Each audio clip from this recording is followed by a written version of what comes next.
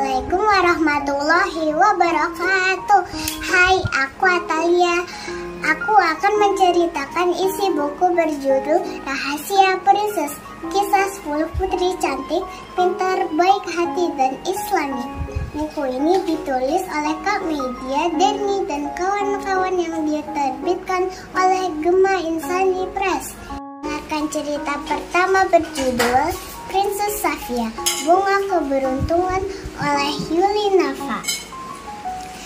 Princess Safia tinggal di istana kerajaan Araim bersama ayahnya King Arthur. Dia punya kebiasaan mencabuti helai kelopak bunga mawar yang dia anggap membawa keberuntungan setiap hendak membuat keputusan. Suatu ketika ia memetik setangkai bunga mawar lalu mencabuti kelopaknya untuk menentukan keberangkatan kapal kerajaan Araim ke Persia atau ditunda. King Arthur bertanya, "Putriku yang cantik, apakah bunga itu mampu memberi jawaban padamu?" "Tentu saja, ayah. Jika helai terakhir dicabut saat Ananda mengatakan berangkat, maka kapal boleh berangkat. Jika sebaliknya tidak boleh berlayar pagi ini," jawab Princess Safia. "Tetapi bukankah itu dapat mengganggu kegiatan dan pekerjaan rakyat kita?" seru King Arthur. "Ayahanda harus percaya pada keajaiban bunga ini. Ananda sudah membuktikan kalau tidak menurutinya, kesialan akan menimpa kita." King Arthur hanya mampu menghela nafas dan berharap kebiasaan putrinya akan berhenti. Namun, kebiasaan itu terus berlanjut, bahkan ditiru rakyat yang membuat kerajaan terlihat kotor dengan helai-helai bunga berserakan. King Arthur makin gundah karena putrinya bersikeras meski dilarang. Akibatnya, King Arthur jatuh sakit, hanya terbaring tanpa suara selama berminggu-minggu hingga tampak lemas dan kurus. Tabib istana mengusulkan agar raja dibawa berobat ke negeri seberang. Namun, Princess Safia ragu karena khawatir keselamatan selama perjalanan. Ia mencabut helai bunga mawar lagi dan terkejut mendengar suara "aduh". Ternyata dari bunga mawar yang berdoa agar dapat bicara dengan Princess Safia. Bunga mawar memberitahu info dari lebah tentang seorang pemuda hebat ahli meracik obat yang tinggal di ujung hutan kerajaan Patra. Princess Safia segera berangkat dan dibantu oleh King Patra menemui tabib muda itu. Princess Safia menyetujui permintaan tabib muda, yaitu ruang kecil di kawat King Arthur untuk meracik obat dengan guci ramuannya. Tabib muda tinggal di istana, meracik obat di ruang kecilnya, dan meminumkan semangkuk setiap 5 kali sehari. Seminggu kemudian, King Arthur dapat bangun dari pembaringan dengan wajah segar dan badan yang mulai berisi. Princess Safia yang takjub dengan kehebatan tabib muda itu bertanya rahasianya. Ternyata berdoa dan minta petunjuk pada Allah. Tabib muda itu sholat istiqoroh meminta petunjuk agar yakin memilih ramuan yang tepat untuk King Arthur dan berdoa setiap menyiapkan ramuan di ruang kecil itu. Princess Safia bertambah kagum hingga minta diajarkan sholat dan berdoa. Akhirnya ia meninggalkan kebiasaan mencabut helai kelopak mawar dan meminta dayang-dayangnya agar merawat bunga mawar. Kerajaan Araim menjadi dikenal dengan pesona dan keharuman mawar karena rakyat ikut memelihara hingga dapat menjual bibitnya. Raja bangga pada putrinya karena rajin sholat dan berdoa. Kerajaan pun lebih makmur dengan sebutan Negeri Bunga Mawar. Selanjutnya berjudul Princess Aisyah, Hikmah Ilmu oleh Isna Kemala. Ketika berkuda pada sore hari, Princess Aisyah sampai ke kampung hikmah yang belum pernah dilihatnya. Ternyata hampir semua warga di sana kesulitan hingga anak-anak mereka tidak sekolah dan ikut bekerja.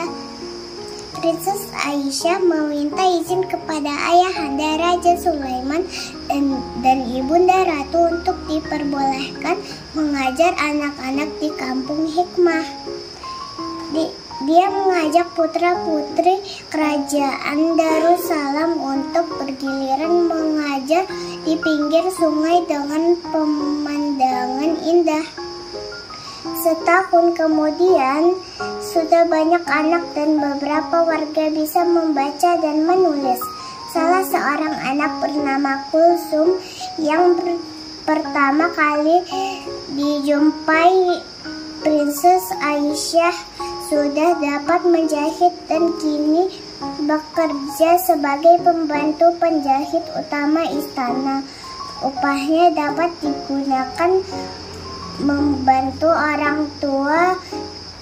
Ilmu yang bermanfaat dapat membawa pada kemajuan dan kesejahteraan. Cerita berjudul Princess Asia, Senangnya Bersyukur oleh Media Derni. Princess Asia selalu bersyukur pada tiap keadaan. Meski hujan turun dan perjalanan berliku saat berangkat ke kerajaan Valencia, ia bersyukur dapat merasakan udara segar, lihat pelangi dan bukit-bukit indah. Ia menemui Princess Rania untuk menemani selama Kim kerajaan Valencia berkunjung ke kerajaan tetangga. Meski diberi hadiah gaun yang serupa ia punya, ia tetap berterima kasih untuk menghargai Queen Sarah. Rasa syukur membuat hatinya selalu bahagia dan menyenangkan bagi orang sekitarnya. Allah akan menambahkan nikmat ketika kita bersyukur. Selanjutnya berjudul Princess Fatima, Manfaat Sholat Tahajud oleh Media Derni. Princess Fatima berusaha tidur lebih awal agar dapat mengerjakan sholat tahajud. Setelah itu, ia melanjutkan hafalan surah Al-Qur'annya. Saat pagi hari, hatinya terasa lebih bahagia dan pikirannya lebih lama mengingat hafalan. Sebelum itu, ia bertemu kakek penghafal Al-Qur'an yang masih sehat dan tidak pikun. Ternyata kakek itu rajin sholat tahajud. Ayahanda King dan ibunda Queen mengikuti kebiasaan sholat tahajud berjamaah bersama putrinya. Suasana tenang menjadikan lebih khusyuk untuk berdoa. King Soleh merasa masalah di kerajaan Raisia lebih mudah diselesaikan.